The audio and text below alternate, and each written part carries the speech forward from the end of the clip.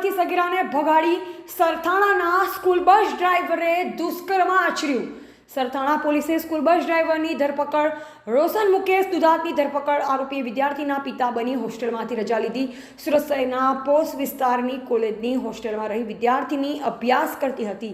17 વર્ષની સગીર વિદ્યાર્થીનીને લગ્નની લાલચ આપી સરથાણાનો પરિણીત યુવક ભગાડી ગયો। યુવકે સરથાણા ખાતે પોતાના ઘરે લઈ જઈ સગીરા સાથે શારીરિક સંબંધ બાંધ્યો। હોસ્ટેલમાંથી સગીર વિદ્યાર્થીનીને આરોપીએ પિતા બની રજા લીધી। સગીરાને આરોપીના ચુંગલમાંથી છોડાવી તેણીના પિતા ઘરે લઈ ગયા હતા।